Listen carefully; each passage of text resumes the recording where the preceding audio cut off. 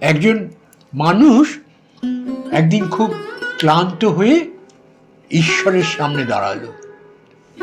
তার জীবনটা বাইরে থেকে ঠিকঠাকই মনে হচ্ছিল, কাজ ছিল, মানুষ ছিল, ভবিষ্যৎও মোটামুটি নিরাপদ।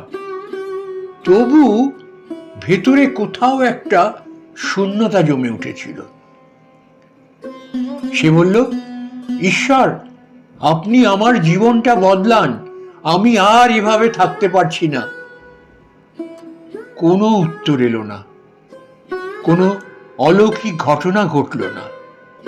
কিন্তু কিছুদিনের মধ্যেই তার জীবনের সবচেয়ে বড় ভরসাটা হঠাৎ ভেঙে গেল। যেটার উপর সে এতদিন নিশ্চিন্ত ছিল, একটা মানুষ, একটা কাজ, একটা পরিচয়, এক মুহূর্তে আর থাকলো না। সে ভেঙে পড়ল। সে রেগে গেল ঈশ্বরের ওপর, বলল, আমি তো বদলাতে বলেছিলাম জীবন, আপনি আমার সব কেড়ে নিলেন কেন? রাতের পর রাত সে ঘুমোতে পারল না।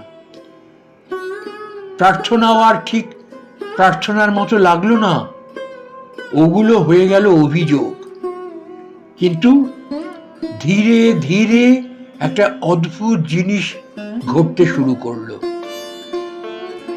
যখন আর কেউ ছিল না ভর দেওয়ার মতো, যখন আর কোনো নিশ্চিত আশ্রয় ছিল না, তখন সে নিজেকে লক্ষ্য করল।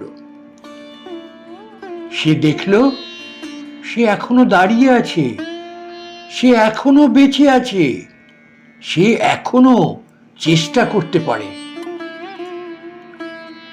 প্রথমবারের মতো সে নিজের সিদ্ধান্ত নিজে নিতে শুরু করলো।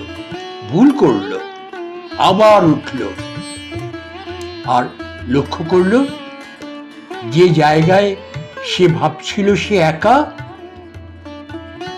সেখানেই সে সবচেয়ে শক্ত হয়ে উঠছে।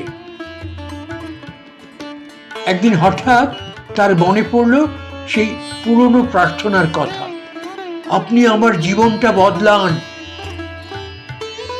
সে তখন বুঝল ঈশ্বর তার জীবনটা বদলাননি, ঈশ্বর বদলে দিয়েছেন তাকে। যে ভরসাটা কেড়ে নেওয়া হয়েছিল সেটা ছিল আসলে এক ধরনের শেকল, আর সেই শেকল ভাঙার পরেই সে হাঁটতে শিখেছে নিজের পায়ে। সেদিন সে আবার ঈশ্বরের সামনে দাঁড়ালো, কিন্তু এবার কিছু চাইতে নয়, শুধু বলল, ধন্যবাদ, আপনি উত্তর দেননি বলেই আমি নিজেকে খুঁজে পেয়েছি।